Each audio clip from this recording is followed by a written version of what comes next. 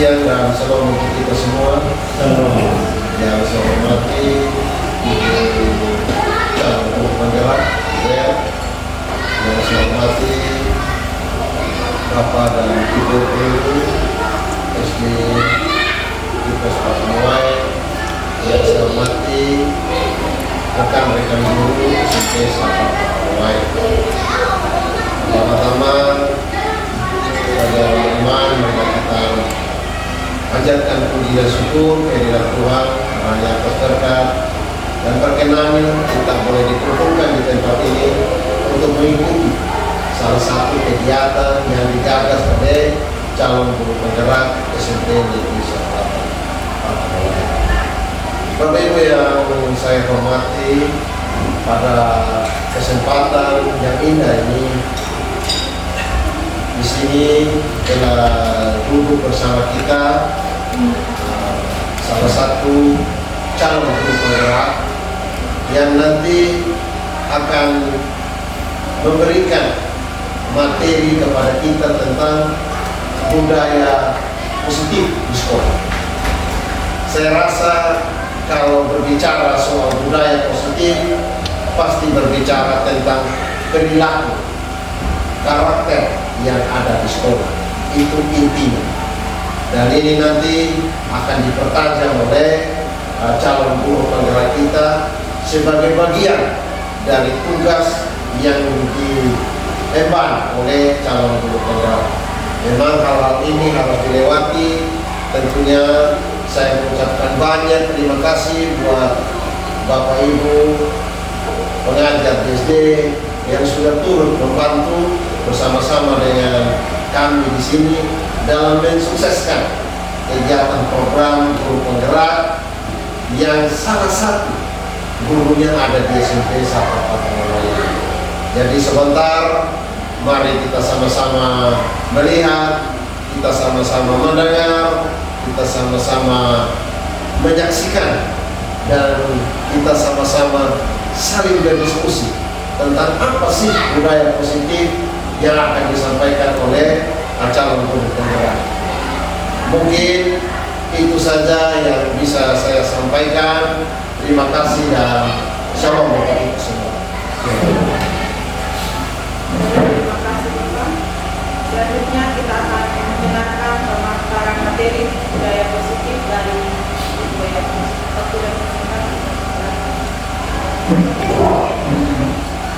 Baik, selamat pagi Bapak Ibu semuanya. Baik, bersyukur buat hari ini kita boleh bertemu lagi di sekolah SMP Negeri Sapa Pamuai. Nah, di sini saya akan diseminasi atau memaparkan apa itu budaya positif.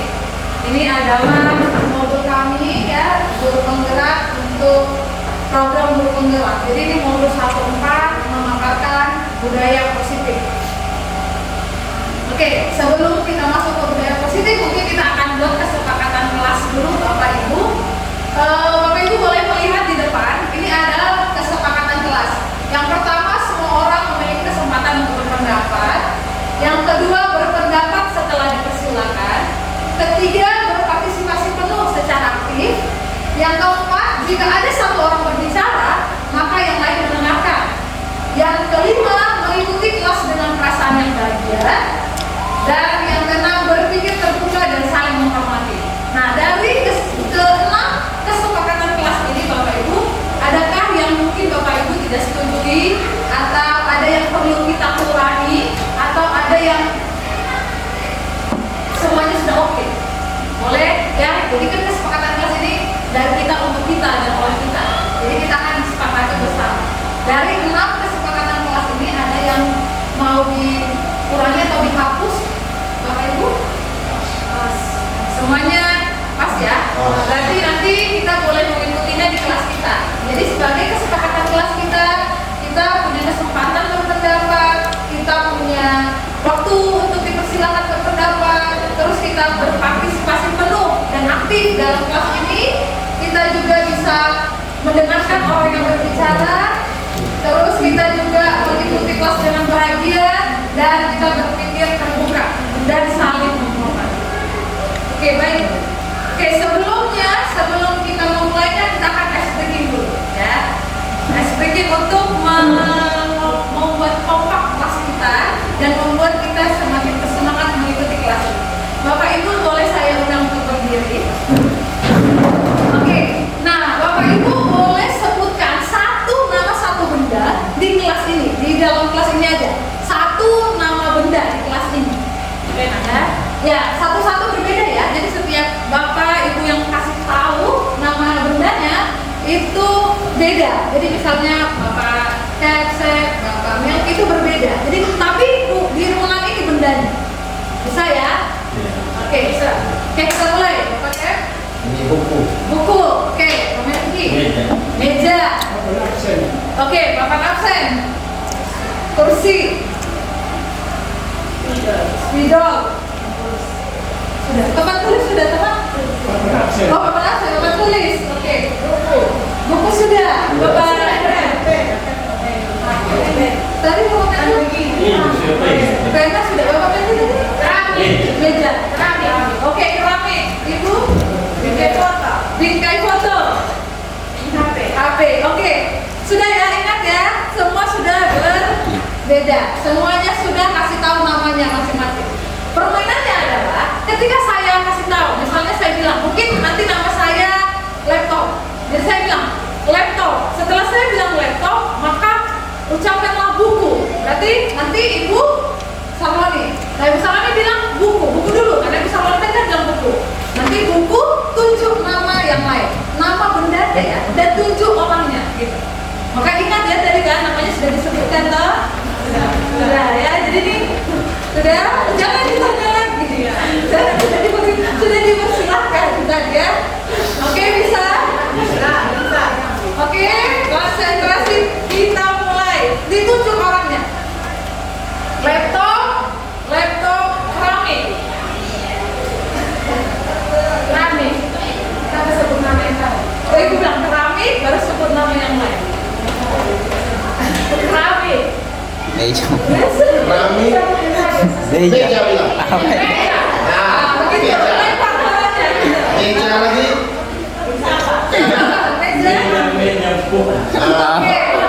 Buku, pena. Itu kan ya.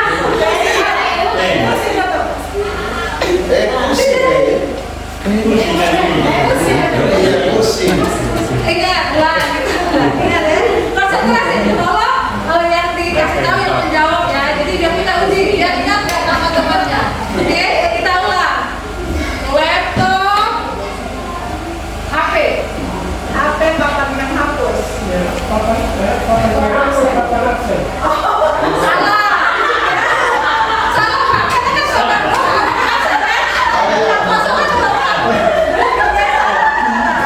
Kita ulang. Mari kita konsentrasi. Laptop, buku. Meja. Kursi.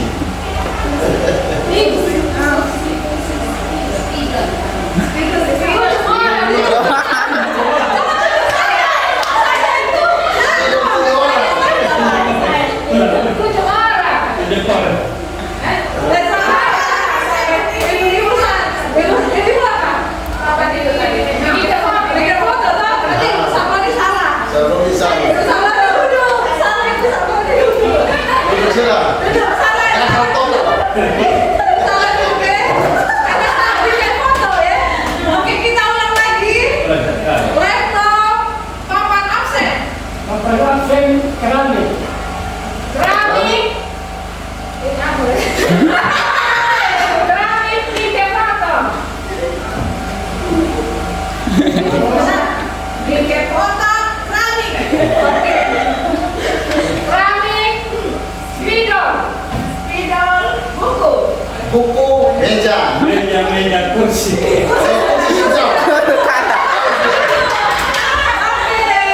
Oke, Bapak Ibu boleh kembali. Ya, bagus ya. Jadi kita sudah fokus ya.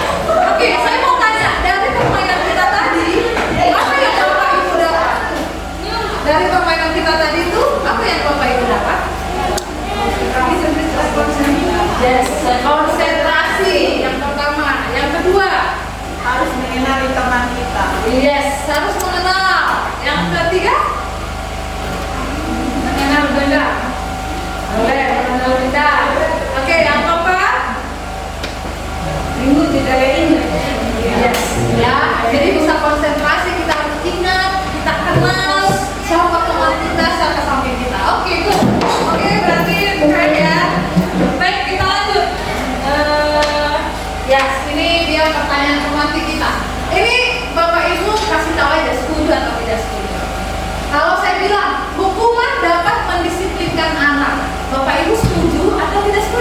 Tidak. Nah, boleh setuju, boleh tidak setuju ya. Jadi nggak harus sama. Setuju atau tidak setuju? Yang setuju boleh tepuk tangan. Ya, hukuman dapat mendisiplinkan anak. Setuju atau tidak setuju? Setuju boleh angkat tangan. Yang setuju? Oke, tidak ada. Tadi suara ada. Setelah tujuh tahun tidak ada. Oke, berarti hukuman dapat mendisiplinkan anak. Tidak setuju? Tidak setuju? Oke. Ibu bingung. Tidak setuju. Oke. Yang kedua, pemberian hukuman dengan hal positif seperti membaca atau membersihkan halaman sekolah dapat meningkatkan disiplin anak. Setuju atau tidak? Setuju. Setuju. Oke. Setuju ya? Oke, tidak ada pemberian hukuman dengan hal positif. Sekali-kali. Ya, setuju atau tidak setuju? Tidak setuju. Yang tidak setuju? Yang tidak setuju? Bapak? Hanya yang tidak setuju, saya tidak setuju. Bapak setuju? Bapak ini setuju? Tidak setuju. Oh ya, Pak ini tidak setuju. Oke, berarti semua tidak setuju. Yang ketiga, memberi penghargaan dapat meningkatkan motivasi belajar anak. Ya, setuju. Setuju? Tidak setuju. Oke, tidak setuju. Oke, tidak setuju ya? Ya, setuju atau tidak setuju? Memberi penghargaan dapat meningkatkan motivasi belajar anak. Setuju. Kalau berarti tadi tidak setuju. Ya, kenapa Pak? Ini karena sendiri saya tanya alasannya Kalau Pak. saya memberi penghargaan itu kan dia sudah hebat, tapi kalau kita biasa karena dia berencana itu dari semangat. Sampai dia akan semangat kan dia mengharapkan dia juga. Tapi kita papakan dengan yang berikutnya. Oke, itulah tadi perbuatannya. Kita sudah kasih tahu setuju atau tidak setuju. Itu yang pertama. Nah, ini dia kedua. Nah, sekarang saya akan membahas ini konsep inti budaya positif. Ya, yang pertama perubahan paradigma belajar. Yang kedua disiplin positif. Ketiga nilai-nilai kebajikan. Keempat kebutuhan dasar manusia. Kelima motivasi perilaku manusia. Terus keenam posisi kontrol guru. Ketujuh keyakinan kelas. Kedelapan segitiga restitusi. Nanti pertanyaan pemantik yang tadi kita di awal itu kita akan bahas dalam pemaparan yang ada 8 ini. Kita akan paparkan satu-satu sampai kita paham apa itu hukuman, apa itu penghargaan, apa itu konsekuensi, atau apa itu nanti nilai intrinsik dan ekstrinsik. Oke, kita lanjut. Yang pertama, perubahan paradigma. Oke, sekarang kita santai satu. Kita lihat kegiatan kepala tangan. Ada A dan B. Ya, anggap ibu semua A. Teman ibu, teman bapak guru itu B. Ya, bapak ibu itu A. Teman bapak ibu guru itu B. Sobeklah secari kertas kecil, tuliskan benda atau sesuatu yang sangat berharga untuk Anda, letakkan di salah satu tangan Anda dan genggam. Terus digenggam benda itu ya, dengan segala daya, buatlah sebuah kepala. Jadi teman Anda akan mencoba dengan sebuah tenaga dengan berbagai cara untuk meminta Anda memberikan benda tersebut. Ya, jadi teman itu si B tadi bisa membujuk, mengancam, menghardik, merayu, menimbang, ada supaya kepala tangan bapak itu terbuka karena dia mau mengambil benda itu bapak ya. Oke, mari kita lihat apa yang terjadi. Yuk, sekarang kita praktekkan. Kita praktekkan. Bapak tulis dulu di secari kertas apa benda yang paling bapak ibu nggak mau orang ambil, yang paling berharga. HP. Oh, tulis dulu ya. Tulis saja, tulis. Mbak Melly juga boleh ya. Jadi tulis ya. Boleh diskusi siapa yang mengambil, siapa yang punya benda. Saya mengambil bapak yang tinggi. Ya, oke, boleh ya. Oke. Sudah? Bagus. Sudah tulis benda yang paling berharga. Jadi kalau dia mau ambil, ya. Kalau mau ambil kan kita tidak mau. Nah,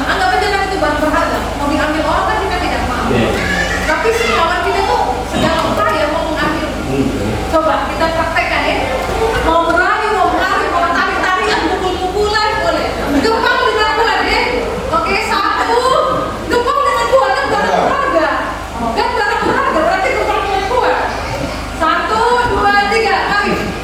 Mari. Sampai dapat. Bisa nggak? Bisa juga Rai pakai kue. Bisa begini juga. Iya dong, bisa. Lari. Bangsa. Ini tidak bisa ya. Ada yang tidak dapat. Dapat kok, Pak? Tidak dapat ya. Berarti ibu dapat. Berarti tidak terlalu berharga mungkin itu. Tidak dapat. Bagaimana caranya supaya dapat? Ibu tarik semua tenaga. Paksa. Ibu paksa. Berarti terpaksa ya. Berarti yang terjadi pemaksaan bisa ya. Iya. Dan pertanyaannya akan terjadi bisa pemaksaan ya. Tapi bisa juga betul tidak dapat. Oke, sekarang apa hubungannya? Mari kita lihat. Nah, perubahan paradigma teori kontrol, teori pilihan ya. Jadi ilusi guru mengontrol murid. Jadi ada artinya. Jadi tadi itu yang digempal itu tulis murid kita. Terus kita gempal banget dia. Kita mau dia harus tahu apa sesuai dengan maunya kita. Karena kita punya dia. Kita sadar-sadar itu punya kita. Murid itu kita gempal. Itu guru mengontrol murid. Jadi semua kita kontrol. Nah, ilusi kalau kritik dan pengetahuan rasa bersalah dapat menguatkan karakter. Nah, kita buat dia merasa bersalah. Nanti dia pelajari merasa bersalah. Bagaimana murid itu kita pun merasa bersalah sehingga dia menuruti apa maunya. Terus ilusi bahwa semua perbuatan positif efektif dan bermanfaat. Nanti ada ya yang positif. Terus ada orang dewasa memilih hak untuk memaksa kayak tadi. Aku ada hak untuk memaksa, aku maksa. Nah kita kan begitu kan mungkin sama mereka. Kamu murid aku yang lebih dewasa. Aku udah lebih tua dari kamu harus ikut aku. Jadi hak untuk memaksa. Ya. Nah sekarang kita lihat. Oke, pembelajaran dengan paradigma baru. Jadi pembelajaran yang dirancang berdasarkan prinsip pembelajaran berdiferensiasi. Berdiferensiasi itu adalah perbedaan. Nah, Bapak Ibu di kelas kita itu murid kita pasti berbeda. Berbeda latar belakang membuat dia karakternya berbeda. Membuat dia keadaan di rumah, membuat dia emosi dia juga berbeda, tingkah laku dia berbeda. Nah, itu sehingga murid belajar sesuai kebutuhannya berdasarkan tahap perkembangan ya, sesuai teori psikologi modern untuk mewujudkan profil pelajar Pancasila ya. Jadi kita akan mewujudkan profil pelajar Pancasila. Bapak Ibu, apa aja profil pelajar Pancasila? Yang pertama, beriman dan bertakwa, kreatif, mandiri, berakhlak mulia, berkebinekaan global, yes, berkebinekaan global, bergotong royong mandiri.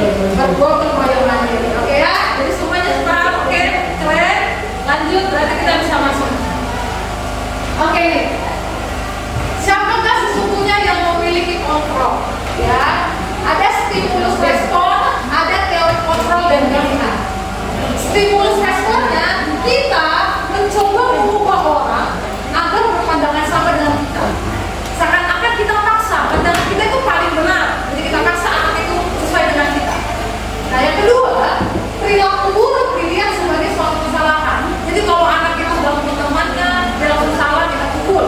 Atau anak itu ejek temannya, itu langsung di pikiran kita itu salah dia. Kita harus pukul. Ya. Terus karena kita ke samping ya, teori kontrolnya kan yang pertama itu bisa saja kita berusaha mengenai pandangan orang lain tentang dunia. Jadi kan bisa ada dunianya dia dengan dunia kita berbeda. Karena perspektif kita berbeda. Nah, yang kedua juga begitu. Semua perilaku memberi tujuan. Bisa jadi tadi dia mengejek atau mengganggu teman kita ada tujuan dia. Ya. Nah, yang ketiga yang stimulus respon. Orang lain bisa mengontrol saya. Nah, teori kontrolnya itu hanya ada yang bisa mengontrol Anda. Jadi tidak bisa orang lain itu kita ubah. Kita tidak bisa mengubah orang lain. Yang bisa mengubah itu adalah diri sendiri. Ya. Sama seperti kita. Kita nggak bisa berubah orang lain. Kita ubah diri kita. Nah, terus yang keempat, pemaksaan ada pada saat bujukan gagal. Nah, yang kontrolnya kolaborasi dan konsensus menciptakan pilihan gagal. Kita bisa kasih pilihan sama dia. Kita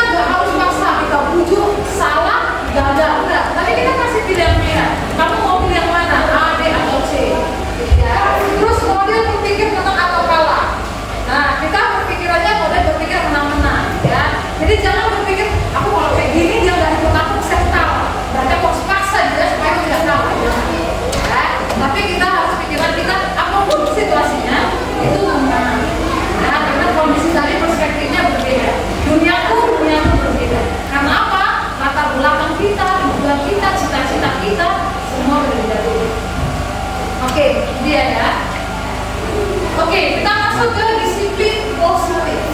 Nah, disiplin positif ini berasal dari bahasa Latin, itu disiplina, yang artinya belajar.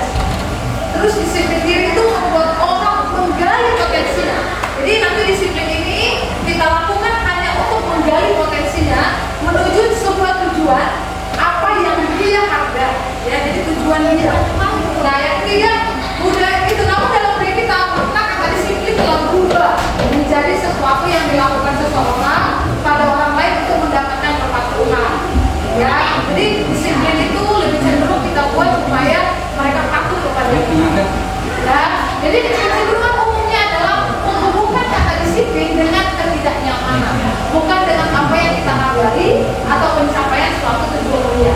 Jadi kalau murid karena kita paksa terus dia mau, itu karena dia tidak nyaman sebenarnya Bapak Ibu.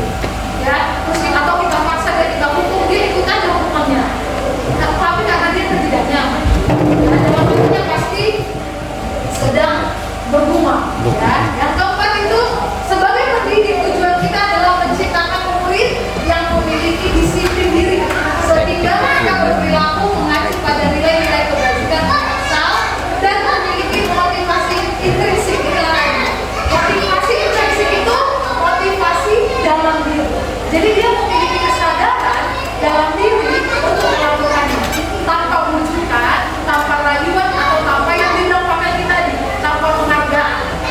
Ya. Terus nanti dia bisa berubah perilakunya ke arah yang lebih baik. Ya, inilah harapan dari disiplin positif ini.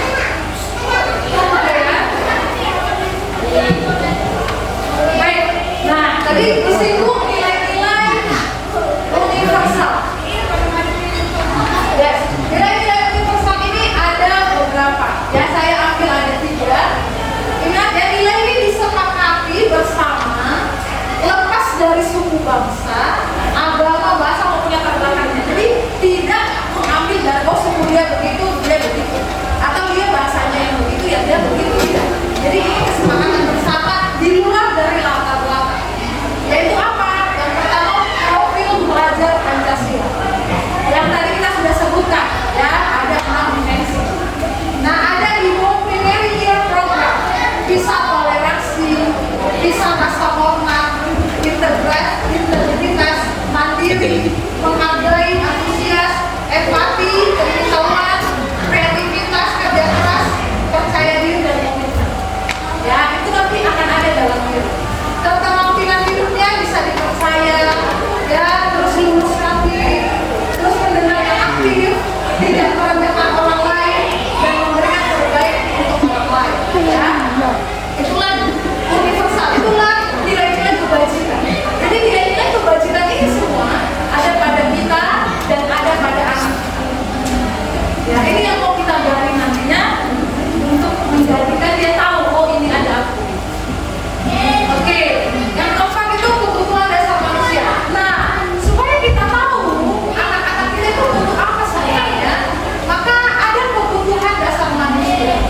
Ya, kebutuhan dasar manusia itu segala sesuatu yang kita lakukan untuk mendapatkan apa yang kita inginkan. Seluruh tindakan yang kita lakukan memiliki tujuan tertentu dan semua usaha yang terbaik yang kita lakukan adalah dalam rangka agar kebutuhan dasar kita terpenuhi.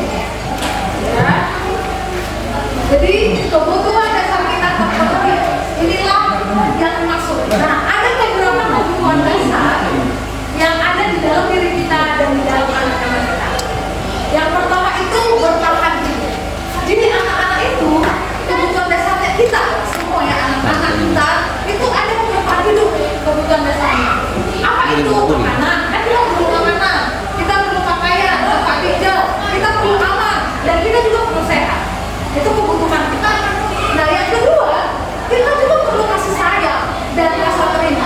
Sama dengan murid kita, dia butuh dikasih sayang dan diterima, merasa diterima, dipedulikan, berbagi dengan anak, kerjasama dengan mereka, dan menjadi bagian dari keluarga. Nah, yang ketiga ada penguasaan. Penguasaan itu ada harga diri. Kadang kan anak-anak ini egonya ada. Karena itu tadi penguasaan, dia perlu harga diri, keinginan untuk dianggap, dia punya jiwa yang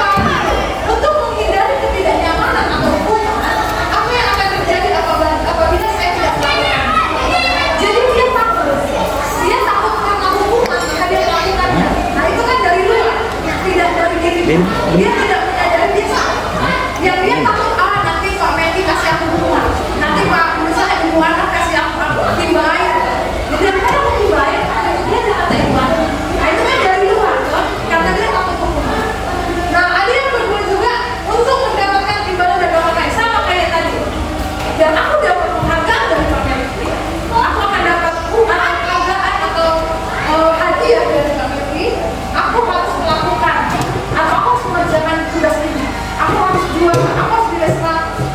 Tapi apa? Ekstrinsiknya imbalan tadi. Nilainya kan dari luar, nilainya dari barang. Akhirnya kalau nanti barangnya tidak ada, dia mungkin tidak melakukannya. Kalau tidak ada hukumannya, dia tidak melakukannya. Karena tidak ada dari diri. Tapi yang kita harapkan adalah yang ketiga, untuk menghargai diri sendiri. Saya akan menjadi orang seperti apa bila saya melakukan.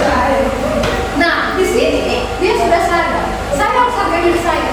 Saya datang ke sekolah dengan capek, jalan kaki jauh. Saya tidak mungkin tidak dapat apa-apa. Saya harus belajar. Nah, itu dari diri. Karena dia tahu saya sudah capek datang sekolah. Tiba-tiba saya tidak dapat apa-apa dari sekolah. Nah, dia belajar. Itulah motivasi intrinsik. Motivasi yang dalam diri dia sadar. Dia begitu. Dia sadar dia salah dan dia sadar itu hal yang baik untuk dirinya. Nah, itu nilai intrinsik dalam diri. Nah, tapi kalau tadi karena imbalan atau karena hukuman atau supaya jangan kena marah, itu dari luar. Ya, itu ekstrinsik. Oke, ini dia. Menurut Bapak Ki Hajar Dewantara kita, Bapak Pendidikannya Indonesia, merdeka itu artinya tidak hanya terlepas dari perintah, akan tetapi juga cakap buat memerintah diri sendiri. Nah, inilah harapannya. Jadi kalau kita sekarang memasuki kurikulum merdeka, anak-anak mau merdeka, harapannya anak-anak cakap buat memerintah diri sendiri. Cakap memerintah diri sendiri, bukan dari ekstrinsik tadi, tapi sadar dan dari dalam dirinya.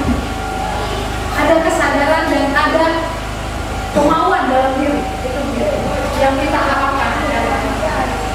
Nah, ini dia hukuman. Kita akan bahas ya hukuman. Hukuman itu ciri-cirinya Bapak Ibu tidak terencana, tiba-tiba. Kenapa bisa tiba-tiba? Bisa aja. Misalnya satu, si A terlambat karena gurunya bad mood dari rumah, ya kan? Buruk suasana hatinya, padahal dia hanya terlambat 5 menit. Tiba-tiba dia bilang, kau lari mengelilingi lapangan 10 kali. Karena apa? Ya mungkin tadi gurunya dari rumah bermasalah dengan suami atau dengan istri. Terus ini anak datang dengan terlambat. Tiba-tiba kan terpikir dia kan? Terpikir gurunya, oh, terus 5 kali kau putar lapangan jalan lari. Nah, itu tiba-tiba, tidak terencana. Kan? Apa yang kita pikirkan? Atau nggak ada air di rumah misalnya. Oh, ambil air untuk rumah. Pergi-pergi terlambat. Atau ada juga yang tidak mengerjakan PR. Mau tidak mengerjakan PR? Udah, kalau usah datang lagi, nggak usah masuk hari ini di kelasnya ibu. Kan bisa aja. Karena tadi kalau hati kita baik, mungkin oke, ibu kasih ya waktunya ya. Karena tidak terencana. Hukuman itu tidak terencana. Yang kedua, murid tidak tahu apa yang akan terjadi. Dan pasti karena tidak terencana, murid tidak tahu hukuman apa yang didapat. Ya, hukumannya tidak tahu apa yang didapat. Jadi ikut aja, ikut apa maunya murid. Nah, bersifat satu arah. Maksudnya bersifat satu arah adalah anak itu hanya tahu mendengar gurunya dan melaksanakannya. Mau itu salah, mau itu benar, dia terlepas. Yang tahu dia ada satu arah, dia terlambat, dia salah, aku pasti dihukum. Itu yang dia tahu. Nah, yang keempat berupa hukuman fisik dan psikis. Ya, bisa kata-kata ya. Hukuman itu bisa kata-kata, merusak mental dan psikis. Misalnya kita maki-maki dia, kita hina, kita ejek karena kita emosi, akhirnya itu masuk di hatinya, masuk di pikiran dia, dan itu bisa jadi trauma ke depan sampai dia besar. Jadi dia kan, kadang kita kan juga sekolah tuh, jadi kalau kita review ke belakang, wah ini dulu bahasanya sama saya kasar sekali. Bayangkan kita sebesar, dan itu pada SD dan SMP kita kasih hina. Nah, begitu juga anak kita. Kalau kita kasar, kita ejek, pakai kata-kata yang betul-betul keras ya, dia ingat. Nah, itu hukuman itu berupa fisik dan psikis. Fisik kita bisa kena pukul. Nah, inilah hukuman ya. Nah, dengan bedanya apa dengan konsekuensi? Nah, konsekuensi ini terencana. Terencana kenapa? Karena kita buat peraturan. Mungkin kita sudah sepakati. Siapa yang tidak mengerjakan PR tidak bisa masuk ke kelas tenis misalnya. Kita sudah sepakati di awal. Jadi kalau dia tidak mengerjakan PR, dia sudah tahu. Oh, bakalan dikeluarkan dari kelas karena aku tidak mengerjakan PR. Itu sudah terencana.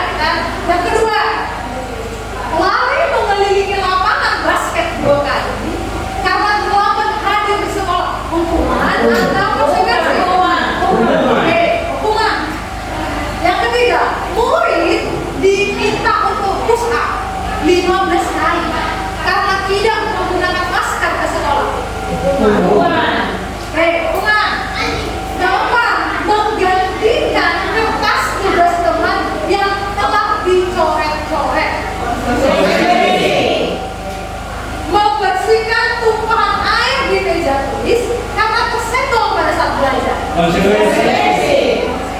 Murid disuruh untuk mengenakan sepatu seharian di sekolah karena tidak mengenakan sepatu hitam. Konsekuensi. Oke, ada hukuman, ada konsekuensi.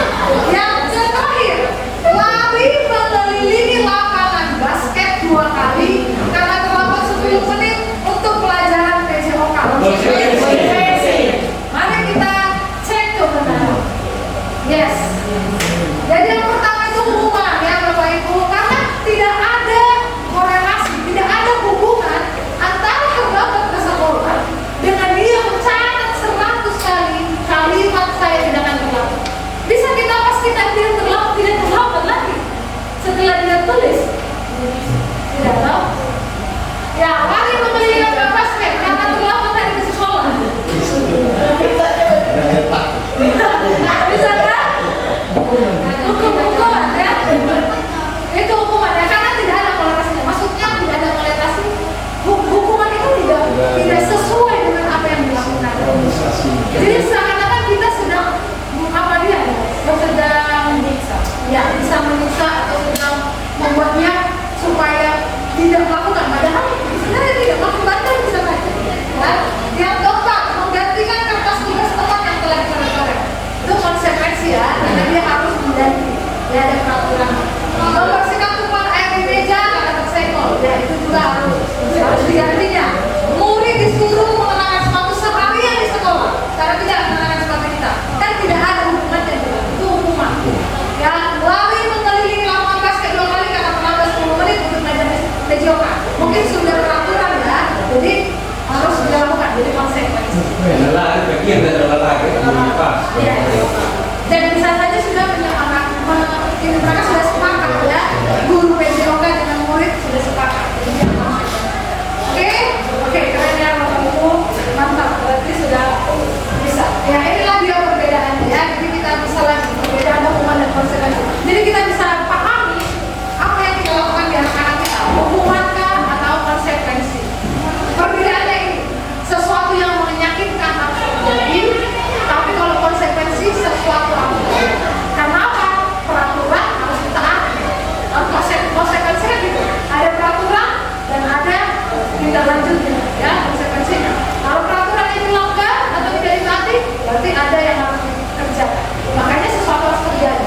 Tapi kalau hukuman itu menyakitkan, karena kita seperti mendesaknya, seperti tadi undang kayak mendesak dia. Ya terus yang kedua membuat anak sakit. Jangka waktu lama Bapak Ibu. Jadi hukuman yang kita beri itu sakit pada jangka waktunya lama. Ya mungkin dia bisa tidak suka dengan kita dan itu lama. Nah yang kedua itu konsekuensi membuat anak merasa tidak nyaman dalam jangka waktu pendek. Ya itu dalam waktu jangka yang pendek ya, tapi tidak merasa nyaman juga. Yang ketiga anak membenci kedisiplinan. Jadi dia benci karena yang dia tahu disiplin itu hukuman. Karena yang dia tahu aku disiksa, disiplin itu penyiksaan. Benci. Nah yang kedua konsekuensi dia menghargai.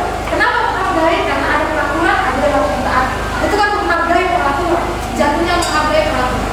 Nah kalau hukuman dia paksaan, walaupun dia melakukan itu dalam hati sudah mengejek, dalam hati sekolah jangan-jangan kita sudah didoakan yang tidak baik.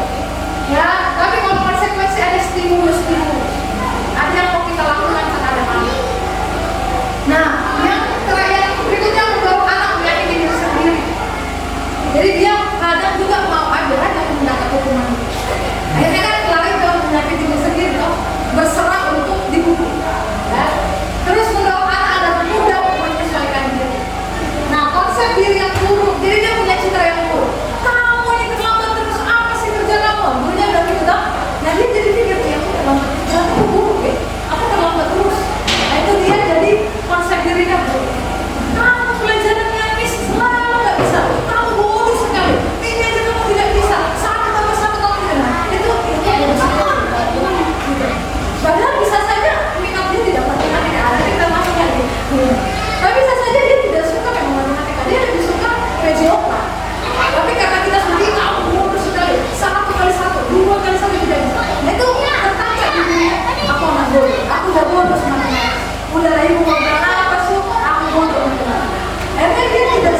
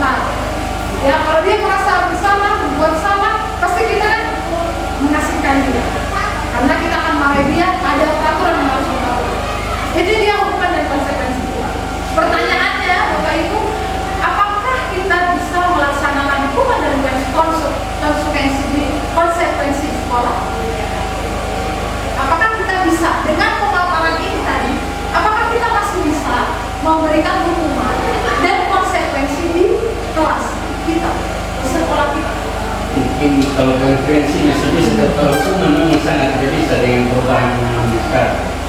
Karena konsekuensinya positif saja hasil tidak menguntungkan. Sedangkan restitusi mungkin yang ada perubahan. Berarti hukuman kita sepakati bisa dihilangkan, ya? Jadi mulai sekarang mari kita hilangkan hukuman kepada anak-anak. Karena ingat, anak-anak itu sama seperti kita, yang punya rasa, punya pikiran, ya. Jadi bisa punya punya malu juga. Nah, konsekuensi itu nanti kita akan lakukan ketika kita masuk ke restitusi. Kita bisa ubah konsekuensi ke restitusi. Tapi nanti kita akan bahas. Nah, ini dia restitusi yang tadi.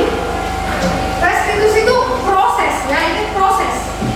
Jadi ini ada proses, bukan langsung terwujud, bukan langsung jadi. Ya, proses. Proses menciptakan kondisi bagi murid untuk memperbaiki kesalahan mereka, sehingga mereka itu bisa kembali pada kelompok mereka. Tidak ada tadi rasa malu, tidak ada marah-marah lagi, tidak ada lagi merasa diri itu tidak mampu, diri itu buruk, tidak. Jadi bisa dia memperbaiki kesalahannya, kembali ke kelompok mereka dengan karakter yang lebih kuat. Jadi kita menimbulkan karakter mereka. Nah, restitusi juga merupakan proses kolaboratif. Kolaboratif tadi bisa teman dengan teman, guru dengan murid, ya. Itu mengajarkan murid untuk mencari solusi untuk masalah mereka. Jadi restitusi ini lebih mencari solusi, bukan menekan untuk kasih hukuman, bukan untuk menekan melakukan konsekuensinya, menaati peraturan, tidak. Tapi lebih ke memecahkan masalah dengan solusi yang dia lakukan dan membantu murid berpikir tentang orang seperti apa yang mereka ingin. Jadi kita bantu anak-anak itu, kamu menjadi apa, sosok baik apa yang nanti jadi padamu, dan kamu itu akan menjadi apa di kemudian. Itu restitusi, menjadikan citra dirinya menjadi baik, ya, dengan melakukan restitusi. Nah, dan mereka juga nanti mampu melakukan itu kepada orang lain. Ketika mereka sudah merasakan restitusi, menjadikan mereka itu hal yang baik, citranya menjadi baik, mereka bisa melakukannya ke orang lain. Ya, jadi nanti murid bisa restitusi karena sudah ada guru. Ya. Oke, ini dia. Kalau hukuman Bapak Ibu jelas identitasnya gabung, itu nggak pasti gabung. Karena apa? Itu menyakitkan. Terus dia tidak nyaman. Itu jangka panjang. Kita tidak tahu kapan dia hilang traumanya. Bayangkan kalau anak sudah trauma, dia akan berusaha hilang. Terus dia menjadi korban dari keadilan. Jadi dia merasa aku korbannya, karena aku yang selalu begitu. Terus dia merasa tersakiti, karena tadi hubungannya bersifat fisik atau psikis. Terus perilakunya pasif, agresif meningkat. Agresif itu berarti semakin nakal. Jadi dia pasif berperilaku tapi nakalnya itu meningkat. Sistemnya tidak berjalan kalau murid tidak tahu, ya. Terus berlaku hanya pada sebuah, jadi berlaku hanya pada sebuah ini, ya, murid yang merasa gagal. Nah, kalau jadi hukuman itu pasti gagal, itu pasti gagal. Nah, kalau kita mau membuat identitasnya sukses, kita buatlah disiplin antara konsekuensi dan restitusi. Nah, kalau konsekuensinya itu harus terjadi karena sudah aturan, ya Bapak Ibu. Konsekuensi itu peraturan yang harus ditaati. Karena kita sudah buat peraturannya, mereka harus taati. Tapi kalau restitusi itu pilihan. Jadi kita kasih pilihannya ke anak. Anak mau bagaimana cara memperbaiki. Nah, tidak nyaman kalau konsekuensi, tapi kalau restitusi itu menguatkan untuk mulai. Nah, kalau konsekuensi itu juga korban bisa diabaikan, tapi kalau restitusi korban mendapatkan dari. Ya. Nah, kalau konsekuensi murid anak dibuat tidak nyaman, kalau restitusi mendapatkan penguatan. Penguatannya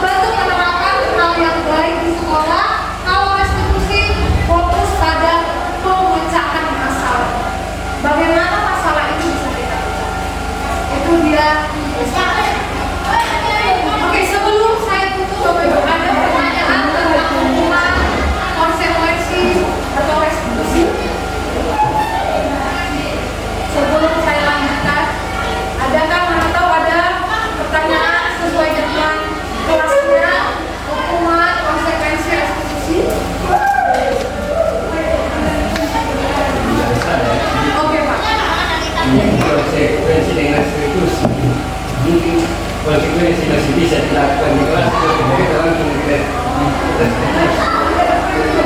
biasa datang Iya. karena hampir ini memang dari apa eksekusi kalau konsekuensi itu bakal diterapkan tapi itu dapat hanya bersifat sementara apakah masih bisa puas dilakukan di sekolah atau tidak lagi yang konsekuensi. Oke. Oke, yang lain? Ada? Itu Bapak bertanya apakah harus kita lakukan atau Kalau kita fokus di restitusi konsekuensi yang tidak lagi muncul atau tetap saja konsekuensi dari restitusi tetap dilakukan di dalam atau di lingkungan sekolah. nanti harapannya disiplin positif itu Bapak Ibu kita lakukan restitusi supaya tidak ada lagi konsekuensi karena konsekuensi itu tetap membuat tidak nyaman ya karena tetap dia akan tidak nyaman tapi kalau restitusi itu karakternya jadi kuat harapan kita kan karakter kita kuat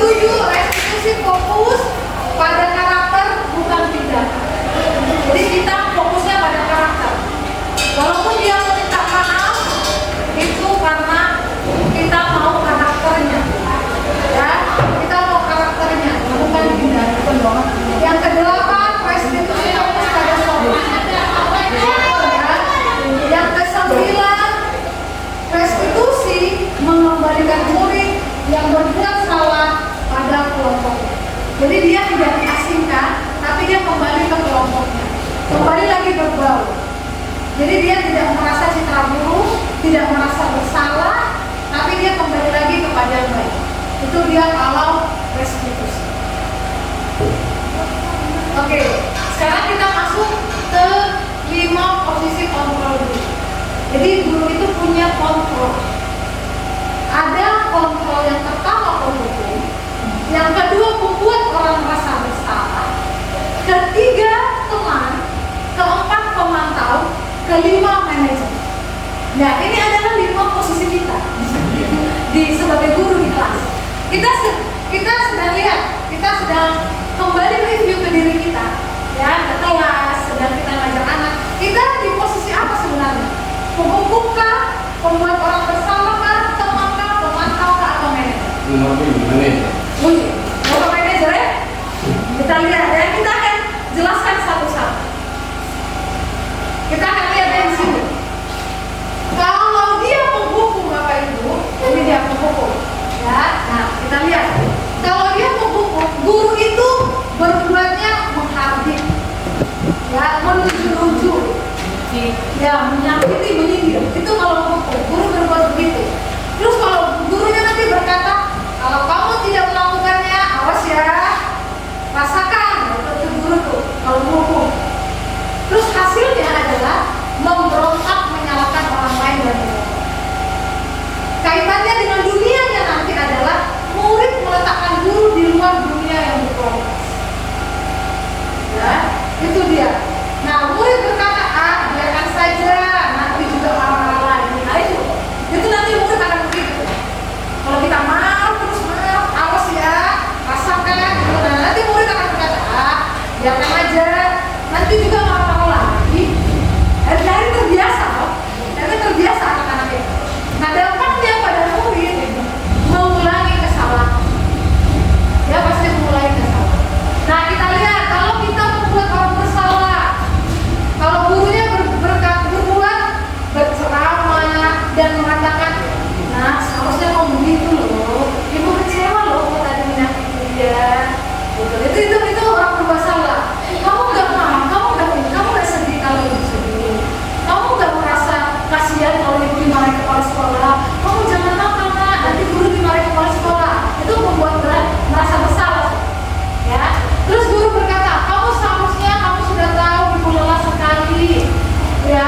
Mengatakan ibu stres. Aduh, nak, kamu jangan begitu, ibu stres, ya. Itu ibu guru membuat merasa bersalah, ya. Terus kaitannya hasilnya menyembunyikan, menyangkal dan berbohong. Nanti dia berbohong. Nah, terus yang kaitannya dengan dunia berkualitas, murid meletakkan guru di dalam dunia berkualitas. Tetap sama ya, tetap guru itu yang berkualitas karena omongannya yang perkataannya yang kita dengar. Nah, muridnya berkata, maafkan saya. Dan kalau kamu tidak sedia kalau ibu dimarahi kepala sekolah, kamu tidak kasihan sama ibu kalau ibu stres melihat kalian berantem terus, begitu dong? Nah, itu nanti dia bilang, maafkan saya ibu ya, karena dia sudah merasa bersalah. Yang dipikirkan dia, aduh ibu ini jadi kasihan ya, aduh ibu ini nanti dimarahi kepala sekolah ya kalau kita nakal ya. Nah, itu yang dipikirkan dia. Terus dampaknya pada murid, dia merasa merendah diri ya. Jadi dia rendah diri. Itu membuat anak-anak itu rendah diri. Jadi kita buatlah dia rendah diri, selalu salah, minta maaf. Nah, kalau teman beda. Kalau teman itu gurunya membuatkan alasan-alasan untuk muridnya. Misalnya, kalau dia terlambat nih, pasti dia berbuat, ya sudah, mau masuk aja nanti sana, kamu jangan berbuat lagi ya. Karena sudah kayak best friend, kayak teman gitu. Jadi tidak dianggap lagi salah, tapi tidak tunggu lagi ya. Nah, terus nanti dia berkata, ayolah lakukan demi ibu. Masa kamu tidak mau ingat ibu pernah bantu? Jadi dia kayak teman. Ibu pernah bantu kamu loh, kamu jangan begitu. Terus hasilnya ketergantungan. Akhirnya anak itu bergantung pada gurunya. Kalau guru yang dia merasa teman tadi masuk ke kelas, dia senang, ada bergantung. Tapi kalau guru yang tidak temannya yang masuk kelas, nah dia mulai berontak-berontak. Nah, kaitannya dengan dunia berkualitas, murid meletakkan guru sebagai orang yang sangat penting di dunia yang berkualitas. Sangat penting karena dia teman. Dia yang mengatur-atur, kamu harus begini ya. Nah, terus dia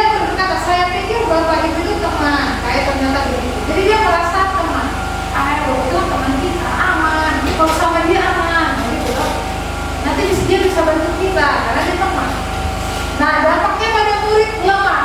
Dia tidak bisa berbuat untuk dirinya sendiri karena ada backingan. Ya, backingannya guru, teman. Terus tidak mandiri dan bergantung pada teman guru tadi. Jadi dia bergantung pada gurunya karena dia merasa itu teman saya. Nah, kalau memantau Bapak Ibu, dia menghitung dan mengukur. Jadi diukur, jadi dimantau terus muridnya. Jadi tugas gurunya itu memantau selalu. Dia akan berbuat salah, mau taati aturannya. Terus kenapa kamu begini? Kemarin kamu tidak begini, sekarang kenapa begini? Nah itu dia memantau. Terus apa peraturannya? Nah situ selalu guru akan berkata, nah kalau tidak kerjakan PR, apa peraturannya? Nah itu dia masuk pada peraturan. Terus dia menyesuaikan diri bila diawasi. Kalau diawasi guru, dia bunuh, dia ngikut. Kalau gurunya tidak awasi, ya keluar dari pelajaran. Nah, yang ketiga itu murid meletakkan guru, peraturan dan hukum di dunia berupaya. Jadi guru yang dilihat karena dia dipantau. Nah, berapa banyak bintang yang anak saya harus peroleh? Nah, dia itu yang tadi ya. Jadi ada imbalan, ada penghargaan, ada hadiah, itu yang dia lihat. Karena ibu guru akan pantau saya akan melakukan yang baik untuk dia supaya dapat hadiah. Itu juga. Jadi menitik beratnya pada sanksi atau hadiah untuk dirinya. Nah itu dia lihat hadiah. Kalau saya berbuat baik saya dapat hadiah. Kalau saya tidak berbuat baik saya dapat hukuman. Nah dia menilai karena gurunya tadi memantau siapa yang rajin aku kasih, siapa yang salah aku kasih konsekuensi. Nah yang dia manajer. Kalau manajer Bapak Ibu, dia mengajukan pertanyaan-pertanyaan seperti tadi. Kenapa kamu ribut? Kenapa kamu terlambat? Makanya apa yang kita yakini itu pertanyaannya. Apa yang kita yakini? Apa yang bisa kamu kerjakan untuk memperbaiki masalah ini? Nah, ketika dia mencontek, apa yang kamu buat untuk kamu tidak mencontek lagi? Terus menguatkan pribadi, sehingga dia tahu aku harus belajar supaya aku tidak menyontek. Nah, terus murid meletakkan dirinya sebagai individu yang positif dalam dunia berkualitas.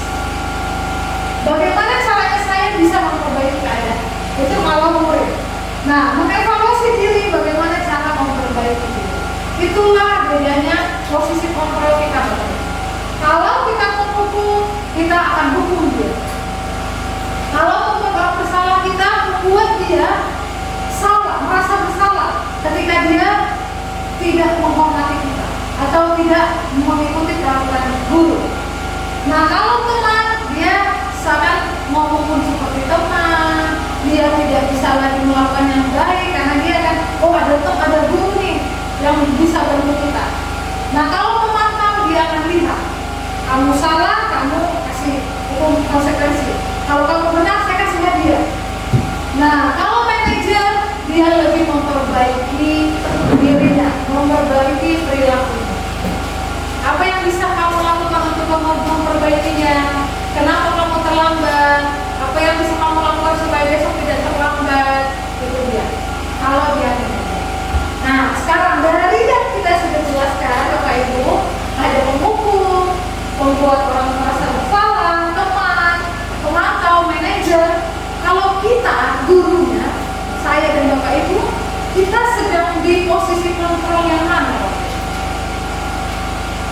Kontrol diri atau manajer. Bapak manajer ya?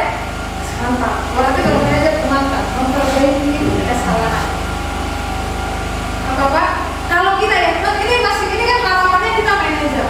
Tapi kalau di kelas yang selama ini, kalau saya Bapak Ibu, saya kadang saya membuat orang merasa bersalah. Jadi saya suka bilang, kamu tidak suka kalau ibu marah, kamu suka kalau ibu marah. Saya suka begitu. Jadi dia tidak merasa bersalah. Dia kan dia bangun, terus dia rendah diri. Saya biasa gitu, ya. Atau yang lebih dominan juga memantau. Oh kamu tidak kerjakan PR ya? Apa konsekuensinya? Ya saya lebih gitu. Tapi ketika kita belajar ini, harapannya memang manajer. Nah kalau Bapak Ibu biasanya di kelas apa? Kebanyakan tembok hukuman ya yang biasa ya. Yang biasa terjadi saya adanya disiplin positif. Ya, jadi kita biasa menghukum ya. Jadi kita tanpa tanya dia kita hukum aja ya. Oke, jadi manajer ya Bapak Ibu. Oke, kita lanjut. Nah ini dia. Saya tanya lagi untuk tugas ini. Oke. Kalau saya kecewa sekali denganmu, ya, saya kecewa sekali dengan kamu. Itu biasanya posisi kontrolnya siapa? Posisi kontrol kita ada dari teman, ada penghubung, ada konsep, ada pemantau, ada restitusi. Nah kalau misalnya gurunya kan bilang saya kecewa sekali dengan kamu, itu biasanya posisi kontrolnya apa? Hukuman, merasa bersalah, membuat bersalah. Membuat merasa bersalah atau hukuman? Ayo apa? Hukuman, membuat merasa bersalah, teman, pemantau atau manajer? Yang mana Bapak Ibu? Kalau saya kecewa sekali dengan kamu,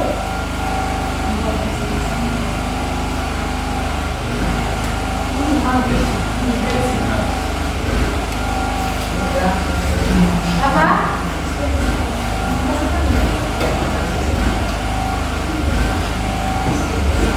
Oke, apa dia konsekuensi?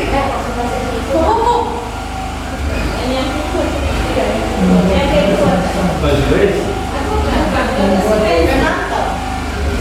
Yang pertama itu membuat orang merasa bersalah.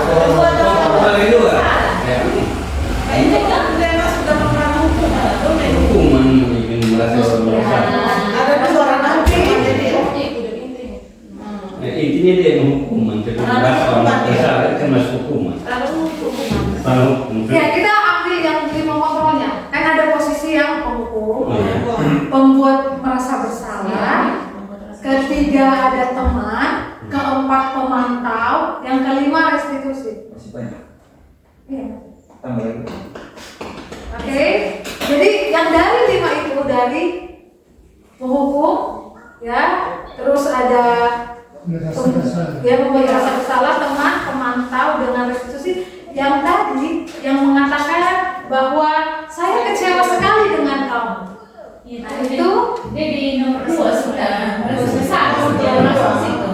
berarti merasa bersalah. Merasa bersalah. Nanti oke. Yang kedua, kamu tidak pernah benar-benar melakukannya. Apa itu? Kamu tidak pernah benar-benar melakukannya. Merasa bersalah. Merasa bersalah. Merasa? Sampai datang Kontrol 2. Oke. Terus yang ketiga, ayolah lakukan demi ibu atau bapak. Teman. Menjadi ibu. Best ya. Oke. Yang keempat, apakah kamu mau mendapatkan stiker bintang hari ini? Teman atau? Pemantau. Ingat ya, kalau ada konsekuensinya kalau tidak melakukan, gitu kan? Jadi siapa itu? Apakah teman, pemantau, ataukah manajer, Pemantau. pembuat salah, atau penghukum? Manajer. Pemantau. Oke, pemantau. Bagaimana kamu bisa menyelesaikan masalah ini? Restitusi. Tadi nggak ada tiga restitusi. Apa? Ya, kita Yes, tahu. manajer ya. Yang kelima, kamu selalu yang paling terakhir. Apa itu? Apa? Merasa bersalah. Besar. Yes. Kita lihat ya, karena belum ada, jadi saya akan bacakan. Kalau saya kecewa sekali dengan kamu, maka itu membuat orang merasa bersalah. Iya. Kenapa merasa bersalah? Karena kita buat dia kecewa. Kan kita suruh kan, ini ya saya kecewa sekali. Dia kan merasa kecewa dan dia merasa bersalah. Nah, kamu tidak pernah benar-benar melakukannya, itu hukuman, ya. Jadi dia menghukum. Kamu ini nggak pernah gitu. Kamu nggak pernah melakukannya dengan benar. Nah, terus ayolah lakukan demi bapak ibu, itu teman, ya. Karena udah teman mereka udah bestie. Jadi mereka ayolah lakukanlah untuk bapak. Terus apakah kamu mau mendapatkan stiker bintang hari ini? Itu pemantau. Jadi kita mantau. Kamu mau dapat hadiah? Oke, yuk. Jadi dia pantau terus. Kamu mau dapat hadiah dengarkan dulu. Tapi kalau kamu dikasih hukuman, maka dilakukan. Nah, terus bagaimana kamu bisa menyelesaikan masalah ini? Itu manajer, ya. Jadi sudah ada yang timbal balik hubungannya, dia mintanya. Terus kamu selalu yang paling terakhir, itu adalah penghukum. Jadi kalau kamu jadi kalau kita selalu kamu kayak intimidasi begitu, nah itu dia penghukum. Kamu ini begini, kamu ini nggak benar, kamu ini, nah itu yang begitu itu pasti penghukum. Dia menghukum anak secara verbal. Mungkin tidak kita hukum dengan pukul, tapi kita ucapkan dengan verbal, ya. Itu hukuman juga. Oke, jadi udah ini ya, Bapak Ibu sudah tahu lah ya. Jadi kalau kemarin mungkin kita posisi kontrol kita teman, atau posisi kontrol kita membuat merasa bersalah, penghukum, ataupun pemantau, Bapak Ibu yang benarnya adalah manajer. Jadi kita bisa manajernya, kita bisa melihat, menanyakannya, umpan baliknya ada, kita tanya dia bagaimana, apa yang dia lakukan, mengapa demikian, itu manajer. Ya, Bapak Ibu. Oke. Aduh. Karena dia tidak bisa, harusnya ada ya. Jadi dia ada bergerak antara. Jadi nanti ada kita buat peraturan, pemantau, konsekuensi hadiah itu. Nanti kita bergerak, kita tinggalkan itu, kita bergerak ke arah nilai-nilai manajer memperbaiki. Jadi kita tidak pakai peraturan-peraturan lagi, kita tidak pakai pemantau lagi, kita tidak pakai konsekuensi lagi, tidak pakai hadiah lagi.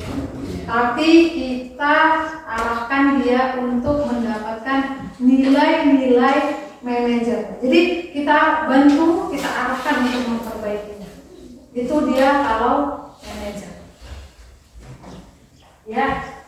Terus itu nanti kalau dia manajer, kita bisa tanya dengan apa yang kamu yakini. Jadi kita mulai dari situ. Nilai apa yang kamu yakini? Kalau kamu nyontek, nilai apa yang kamu yakini? Itu dia. Ya, bagaimana memperbaikinya? Itu kata-kata yang kita keluarkan ketika anak-anak merasa buat bersalah. Jadi kita nggak, kamu harusnya begini, tidak begitu lagi. Mungkin kita dulu bisa, kamu harusnya begini, kamu harus, saya akan hukum kamu karena kamu gitu. Tapi sekarang tidak begitu bahasanya. Bahasanya apa yang kamu yakini? Nilai apa yang kamu yakini kalau kamu nyontek? Kalau kamu tidak nyontek, nilai apa? Terus bagaimana memperbaikinya? Itu dia harapannya di situ. Oke, baik. Kita masuk pada keyakinan kelas. Oke, kita lanjut dulu atau kita tunggu gensetnya? Breaking dulu ya. Oke. Bentar ya. Kayaknya masuk apa saya? Bisa.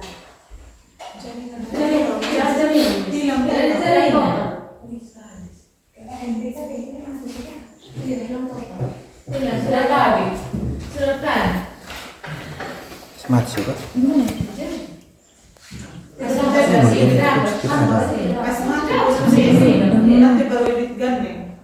Iya, kasih mati ya. Tunggu ya. Ini Ya Allah. Kenapa? Ulang lagi kok. oh iya. Nah, ini dia keyakinan kelas.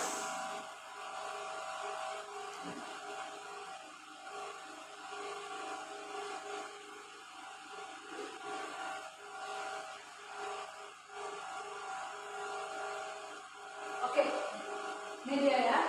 Mengapa tidak peraturan saja? Mengapa harus keyakinan? Ini dia.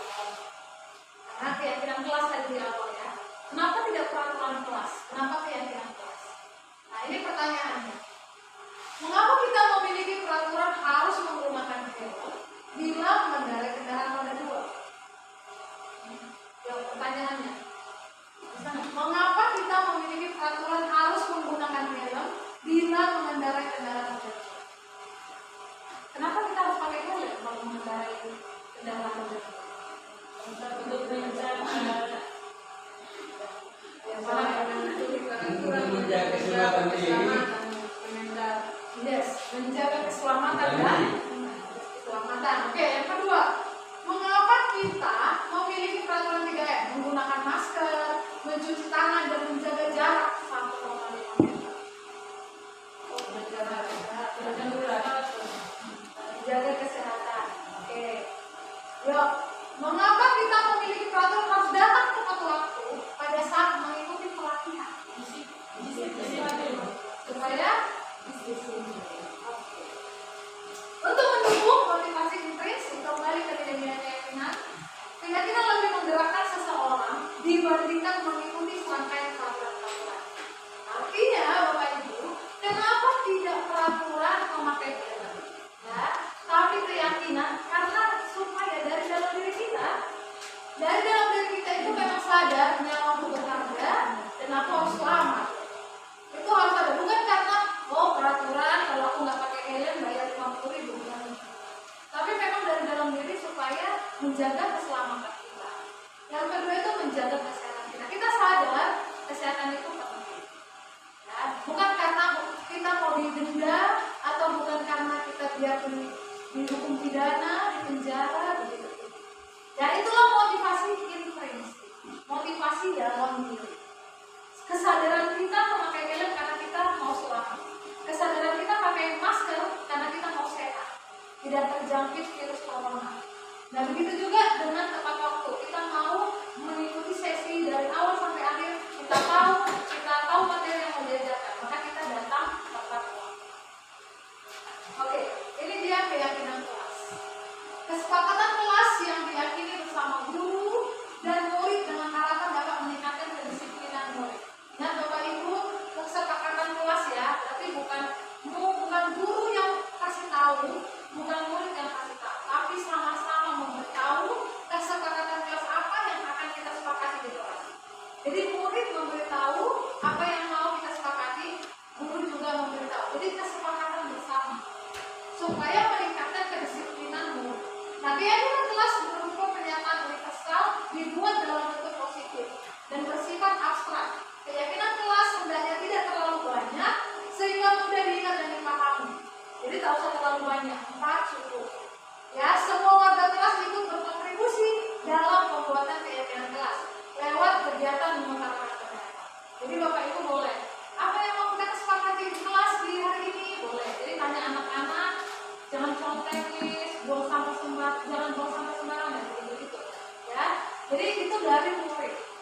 Jadi disepakati bersama, bukan kita yang akan jangan, kita jaga kebersihan ya. Murid berkata, guru berkata jaga kebersihan. Jadi guru lagi berkata jangan mencontek. Semua guru tidak. Ini mau menyadarkan nilai intrinsik yang ada dalam diri. Jadi murid sama-sama kita beritahu apa yang mau kita sepakati. Itu dia. Oke, ini dia ya. Jadi budaya positif itu akan melingkari semuanya. Di situ terjadi lingkungan positif. Ada keyakinan kelas ini. Nanti ada peraturan kelas kecil di bawah. Nah, budaya positif itu yang akan membesar untuk ke depannya. Nah, ini kalau nanti Bapak Ibu mau buat keyakinan di kelas, ya ada yang terdengar, ada yang terlihat, ada yang terdengar. Untuk hormat, untuk yang bekerja. Hormat itu meyakini bahwa sangat penting untuk menghormati semua orang. Bekerja penting untuk mengerjakan segala pekerjaan. Diterima dan dimiliki itu meyakini sangat penting untuk merasa diterima di suatu tempat. Nah, ini karena dia kita tidak ada sinyal, jadi dia terpotong. Nah, nanti dia ada hormat, ya, ada menghormati. Hormat itu menjaga temannya, ya, jadi tidak saling ejek, itu saling menghormati. Nanti bekerja yang tadi tidak mengontek. Nanti kita bisa lihat di sini. Inilah peraturan kelas. Nah, ini peraturan kelas. Kita buat peraturannya di sini, selalu kembalikan buku di tempatnya. Dilarang mengganggu orang lain. Jadi harapannya Bapak Ibu di kelas nanti pada saat membawa keyakinan kelas haruslah memakai kalimat positif. Jadi jangan lagi keyakinan kelasnya ditulis jangan buang sampah sembarangan, bukan begitu lagi keyakinan kelas. Kalimat positif yang dikeluarkan, ya. Yes. Begitu.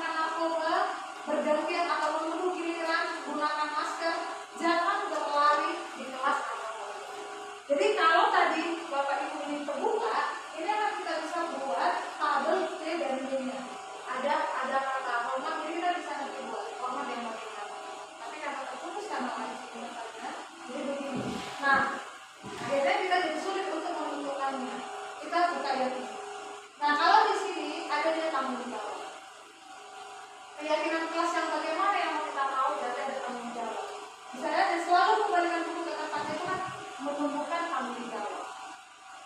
Dilarang mengganggu orang lain itu jangan pakai dilarang aja ya kelasnya. Jadi langsunglah menghormati orang lain. Itu yang tadi saya bilang pakai kata positif. Jadi supaya di pikiran dia positif. Tanggung jawab, aku harus bertanggung jawab. Gitu. Oh, aku harus menghormati orang lain. Aku harus berkomitmen. Aku harus menjaga keselamatan dan menghormati orang lain. Aku menjaga kesehatan, menghormati, bersabar. Terus ada kesehatan, keselamatan keamanan. Jadi harus diusahakan kalimat positif. Karena yang di pikiran dia akan kalimat positifnya yang akan terekam. Jadi bertanggung jawab, berkomitmen itu yang dipikirkan. Makanya kita pakailah kalimat-kalimat positif dalam membuat keyakinan. Ya. Nah ini dia segitiga restitusi. Segitiga restitusi ini suatu proses dialog yang dijalankan guru atau orang tua agar dapat menghasilkan murid mandiri dan bertanggung jawab. Terus membantu murid memiliki tujuan, disiplin positif dan memperbaiki dirinya setelah berbuat salah. Yang ketiga bukan untuk menebus kesalahan, namun untuk belajar dari kesalahan. Jadi dia belajar dari kesalahannya, Bapak Ibu, bukan untuk menebus kesalahan. Oke? Ya, yang pertama itu ada menstabilkan identitas. Nah, segitiga restitusi itu ada 3 ya. Yang pertama, kita menstabilkan identitasnya dulu. Ya, bagaimana cara menstabilkannya? Guru berkata, berbuat salah itu hal yang manusiawi. Ya, tidak ada manusia sempurna. Jadi kalau ada anak yang berbuat salah, Bapak Ibu, menstabilkan identitasnya supaya dia tidak terkesan buruk atau nakal dalam dirinya karena dia berbuat salah, kita bisa ajak dia berbicara dengan tenang, nah, semua orang berbuat salah, bisa supaya dia kembali percaya diri, supaya dia merasa dirinya itu berarti bukan aku aja berbuat salah. Ya, jadi bisa kita bilang Bapak Ibu juga pernah kok berbuat salah seperti yang kamu lakukan. Kita bisa bilang begitu. Bisa juga kita bilang kita pasti bisa menyelesaikan masalah. Jadi buat dia supaya dia itu percaya diri. Buat dia jangan merendahkan diri supaya murid itu bisa cari solusinya. Dan buat juga murid kita itu tidak terbeban dengan kesalahannya. Jadi dia tidak terlalu salah. Aku memang berbuat salah. Tidak begitu lagi pikirannya. Karena kita sudah bantu dia menstabilkan identitas. Identitas yang pikiran dia buruk karena dia berbuat salah, kita ubah dengan cara tadi. Kita bilang, kamu bersikap begini. Kalau kamu menyalahkan dirimu sendiri terus menerus, apakah kamu bersikap baik pada dirimu sendiri? Nah, kita kan bisa begitu. Kalau kamu merasa bersalah terus, nah, emang bagaimana cara memperbaiki? Berarti harus ada kan caranya supaya memperbaikinya. Jadi kita yakinkan, kita harus menstabilkan identitas. Itu yang pertama di segitiga restitusi. Jadi itu kan harusnya ada gambar ya Bapak Ibu. Ini sebenarnya ada gambar segitiga. Jadi yang pertama segitiganya, jalan pertama itu menstabilkan identitas. Langkah pertamanya.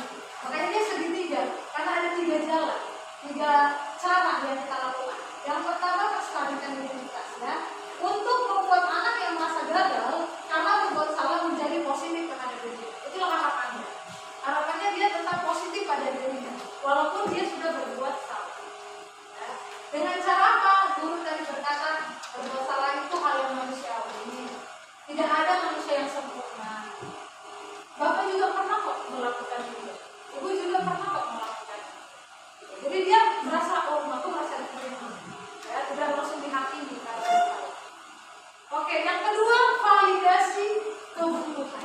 Jadi kita validasi lah kebutuhannya sebenarnya apa. Dari kesalahan yang dia lakukan, kita validasi kebutuhannya sebenarnya apa. Kenapa dia melakukan itu?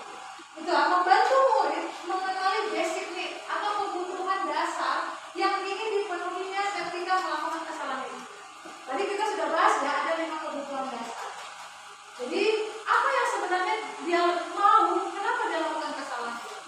Nah, pada dasarnya setiap tindakan manusia tujuannya adalah memenuhi basic needs, apakah itu power, freedom, love, and belonging, find, and survival.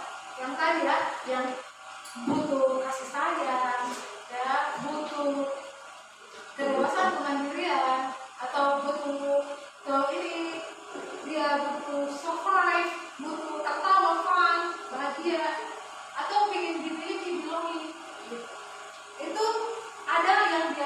ini ada kebutuhannya yang ingin dia dapat, makanya dia melakukan kesalahan.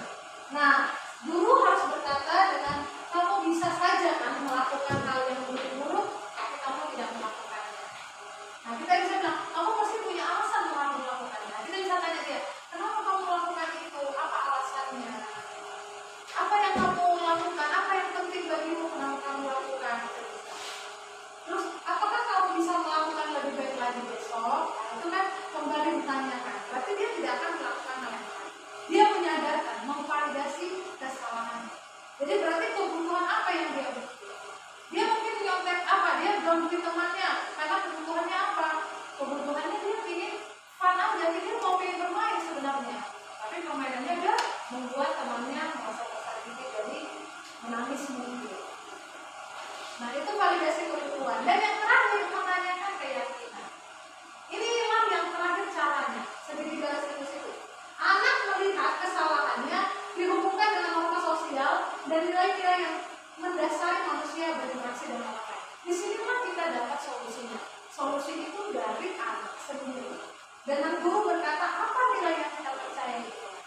Bisa aja kita bilang, nah mencontek itu tidak baik. Nilai apa yang kita langsung lakukan? Apa kesepakatan nilai yang kita telah sepakati sebelumnya? Kita bisa sampel dia dengan keyakinan kelas yang telah diatur. Nah itu juga bisa nilai-nilai universal yang tadi ya, universal yang tadi yang bisa profil belajar Pancasila. Nah, kamu ingin jadi anak seperti apa? Kita bisa tanya. Kalau kamu begini, kamu sudah baik ya? Apa yang kamu rasakan? Apa yang kamu rasakan ketika kamu melakukan itu? Apa yang kamu lakukan untuk memperbaiki kesalahan tadi? Nah, itu semua di menanyakan keyakinan. Nah, ketika kita tanya ini, ya, ketika kita tanya ini, pertanyaan ini dia akhirnya sadar, oh iya, aku salah mengejek dia, aku salah melakukan yang membuat dia tidak nyaman. Akhirnya dia sadar. Kesadaran itulah Bapak Ibu yang kita perlukan, dan kesadaran dia menentukan apa yang mau dia lakukan untuk menemukan solusi dari permasalahan. Nah, disinilah dia menanyakan keyakinan. Jadi ada 3 ya, menstabilkan identitas, ada memvalidasi kesalahannya, yang ketiga menanyakan keyakinan. Ketika kita sudah dapat yang 3 ini Bapak Ibu, maka tidak ada lagi yang namanya tadi penghukum, tidak ada namanya lagi konsekuensi, ya yang kamu langgar peraturan kamu harus taat, kamu harus taati peraturannya. Jadi tidak ada lagi yang begitu. Jadi ketika dia membuat salah, kita buatlah segitiga. Yang pertama menstabilkan identitas. Kenapa kamu melakukan itu, Nah? Apa yang kamu senang melakukan itu? Gimana dengan kalau kamu dilakukan itu? Nah, terus bisa juga jangan takut, Bapak nggak semua orang pernah melakukan ya nggak cuma kamu melakukan itu, Bapak Ibu juga pernah melakukannya itu. Nah, setelah itu kita memvalidasi kesalahannya. Kamu tahu itu salah? Tahu.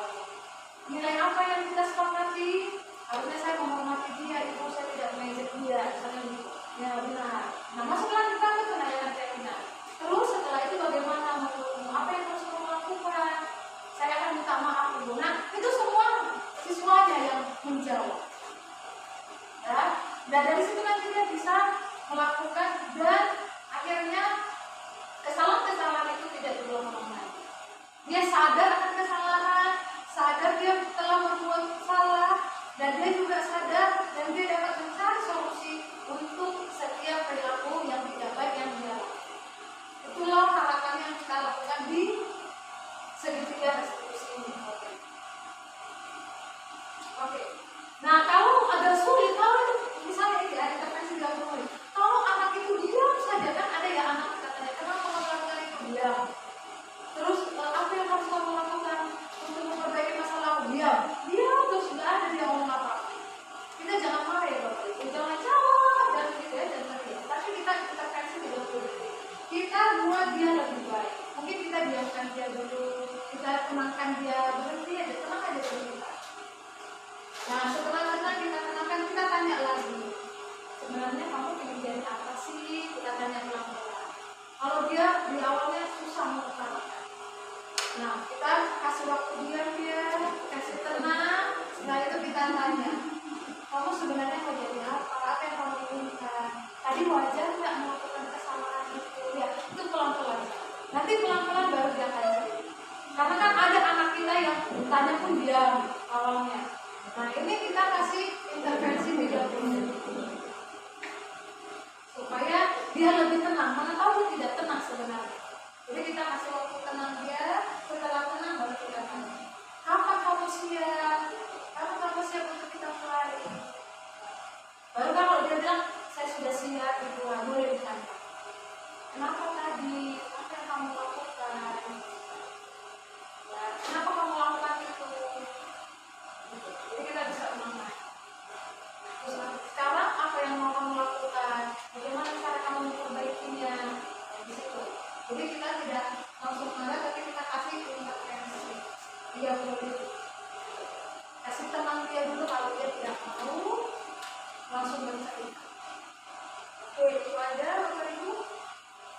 Ya, ini refleksi kita. Ini di bagian akhir. Sekarang kita berefleksi sebagai guru. Kita sudah belajar tadi. Yang pertama, hal baru apa yang mengubah paradigma saya dan apa yang saya dapatkan. Dari yang tadi kita sudah paparkan apa yang Bapak Ibu sudah dapatkan. Terus yang kedua, perasaan apa yang muncul setelah mengikuti sesi ini. Ya, dan ini ya, khususnya mengenai makna disiplin dan motivasi diferensial. Yang ketiga, peran kamu apa? Peran kamu tadi yang kelima, proses kontrol tadi ya. Apa yang telah saya lakukan selama ini. Jadi kalau selama ini mau begini, berarti bagaimana apa yang sudah akan saya lakukan? Berarti ada awal pastinya.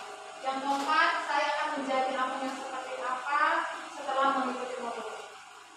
Oke, boleh Bapak Ibu mau siapa yang boleh berefleksi mengutarakan apa yang didapat dan bagaimana perasaannya dan apa yang akan dilakukannya ke depan.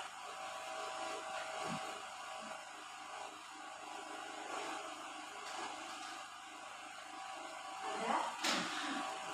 Nggak apa-apa, diutarakan aja apa yang dilakukan.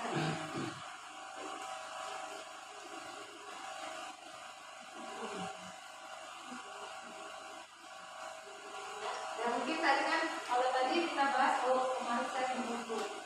Setelah 5 ngomong ini saya sudah tahu. Mungkin ada yang mau bercerita, atau ada yang mau refleksi, atau ada yang mau ngomongkan, dibicarakan dari sini. Saya persilakan mungkin ya Bapak Ibu. Hal baru tentang disiplin positif, budaya disiplin positif.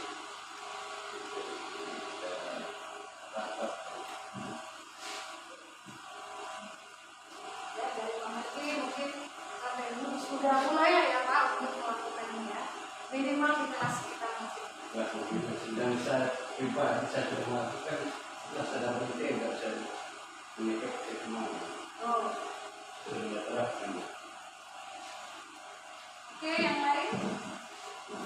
Ada lagi Bapak Ibu? Baik, terima kasih untuk materi hari ini tentang budaya positif.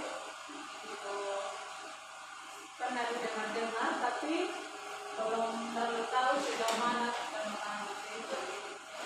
Hari ini terima kasih untuk materinya. Di sini kita bisa tahu tentang bahwa hukuman itu tidak boleh dilakukan di waktu ini. Dan kita tahu juga ada konsekuensi dan dan mana yang harus kita lakukan dan mana yang tidak boleh kita lakukan.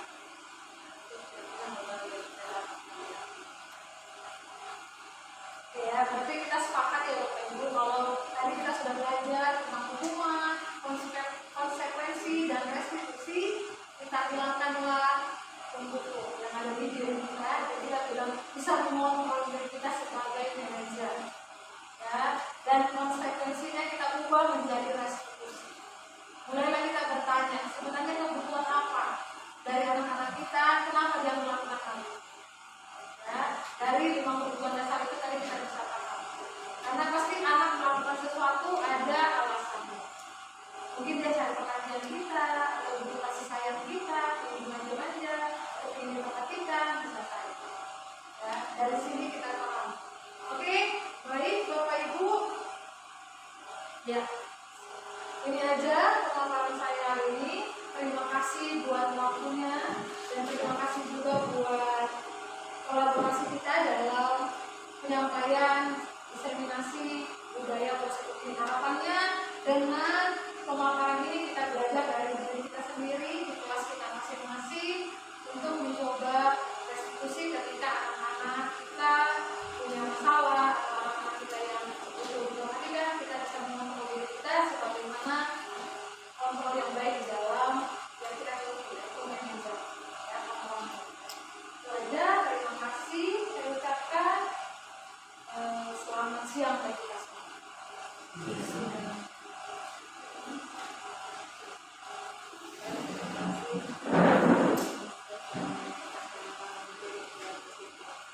Untuk yang terakhir kita doa untuk bisa dilaksanakan dulu ini. Semoga kita dalam doanya.